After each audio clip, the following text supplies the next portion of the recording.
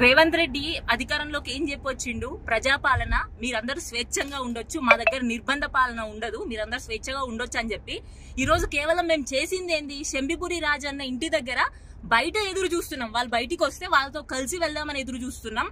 దానికే మమ్మల్ని లేడీ పోలీసులను తీసుకొచ్చి లాక్కొచ్చి వ్యాన్ లో కూర్చోబెట్టిండ్రు.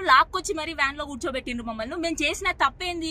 కేవలం మేము ఇప్పుడు అరికెపూడి గాంధీ గారి ఇంటికి కూడా మేము ఎందుకు పోవాలనుకున్నాం? ఆయన మా పార్టీ అన్నాడు, సరే మీ ఇంట్లోనే సమావేశం పెడదాం, పెట్టి నీ కండువా గప్పి వస్తామని చెప్పినాం తప్ప మేము అంతకుమించి గొడవలకు గలాటలకు పోలేదు కదా. ఇంత భయం ఎందుకు మీకు? ఇంత నిర్బంధ పాలన ఇది ప్రజాపాలన కాదు, ప్రజా వ్యతిరేక పాలన, నిర్బంధ పాలన ఇది అని చెప్పి మేము ఖచ్చితంగా చెప్తున్నాం. మమ్మల్ని ముఖ్యంగా లాక్కొచ్చి ఇట్లా పోలీస్ స్టేషన్ తరలించడం మాత్రం ఖచ్చితంగా అన్యాయమైన చర్య ఇది. మేము చేసిన తప్పేది లేదు, మా చేతులు మారణాయుధాలు లేవు, మేము ఎవరిని దూషించలేదు, కనీసం అక్కడ గలాట కూడా లేదు. కానీ మమ్మల్ని లాక్కొచ్చి అక్రమంగా అరెస్ట్ చేసి తీసుకెళ్తున్నారు. మా మేడ్చల్ అధ్యక్షులు శంభిపూర్ రాజు గారు మరి సామరస్యంగా ఈ రోజు గాంధీ గారి దగ్గరికి వెళ్లి మాట్లాడి పార్టీ కండువా కప్పేసి మరి పార్టీలోనే ఉన్నానా అని ఆయన చెప్తున్నారు పదే.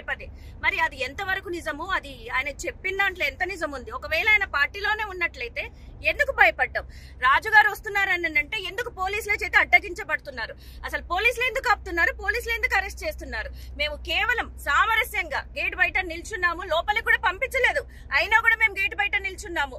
అది కూడా మరి చూడలేక మరి మమ్మల్ని పోలీసుల చేత అరెస్ట్ చేపించి ఈ రోజు మరి ఇప్పుడు పోలీస్ స్టేషన్ కంటా తీసుకెళ్తున్నారు. ఎక్కడికి వెళ్తున్నామో తెలీదు. మరి ఎందుకు ఈ నిర్బంధ పాలన? రేవంత్ రెడ్డి గారు ఎందుకు భయపడుతున్నారు? మరి ఆ మహిళలుగా మేము రోడ్డు మీదకి వచ్చి ప్రశ్నిస్తుంటే మరి మీరు ఎందుకు ఈ విధంగా భయపడుతున్నారు? అంత సామరస్యంగా జరుగుతున్న దానికి మీకు ఎందుకు భయం? అరికెపూడి గాంధీ గారిని కలిస్తే ఈ రోజు శంభిపూర్ గారు మీకు వచ్చే బాధ ఏంటి? మరి ఇవన్నిటి కూడా వివరణ చేయాలి. ఈ విధంగా బీఆర్ఎస్ పార్టీ మహిళల్ని మీరు నిర్వర్తించి మరి మా గొంతులు నొక్కాలనుకుని చూడడం మరి కరెక్ట్ కాదు. మీరు ఎంత గొంతు నొక్కాలని చూపించినా కూడా మా ప్రశ్నలు మేము లేవనెత్తునే ఉంటాము, మేము ఈ విధంగా పోరాడుతూనే ఉంటాము. జై తెలంగాణ. జై తెలంగాణ. రేవంత్ రెడ్డి అధికారంలోకి ఏం చెప్పొచ్చిండు? ప్రజాపాలన, మీరందరూ స్వేచ్ఛంగా ఉండొచ్చు, మా దగ్గర నిర్బంధ పాలన ఉండదు, మీరందరూ స్వేచ్ఛగా ఉండొచ్చు అని చెప్పి ఈ రోజు కేవలం మేము చేసింది ఏంది? శంభిపురి రాజన్న ఇంటి దగ్గర బయట ఎదురు చూస్తున్నాం. వాళ్ళు బయటికి వస్తే వాళ్ళతో కలిసి వెళ్దామని ఎదురు చూస్తున్నాం. దానికే మమ్మల్ని లేడీ పోలీసులను తీసుకొచ్చి లాక్కొచ్చి వ్యాన్ లో కూర్చోబెట్టిండ్రు. మరి వ్యాన్ లో కూర్చోబెట్టిండ్రు మమ్మల్ని. మేము చేసిన తప్పేంది?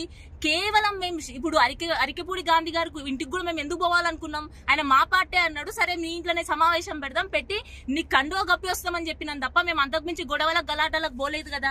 ఇంత భయం ఎందుకు మీకు? ఇంత నిర్బంధ పాలన ఇది ప్రజాపాలన కాదు, ప్రజా వ్యతిరేక పాలన, నిర్బంధ పాలన ఇది అని చెప్పి మేము ఖచ్చితంగా చెప్తున్నాం. మమ్మల్ని ముఖ్యంగా లాక్కొచ్చి ఇట్లా పోలీస్ స్టేషన్ తరలించడం మాత్రం ఖచ్చితంగా అన్యాయమైన చర్య ఇది. మేము చేసిన తప్పేది లేదు, మా చేతులు మారణాయుధాలు లేవు, మేము ఎవరిని దూషించలేదు, కనీసం అక్కడ గలాట కూడా లేదు. కానీ మమ్మల్ని లాక్కొచ్చి అక్రమంగా అరెస్ట్ చేసి తీసుకెళ్తున్నారు.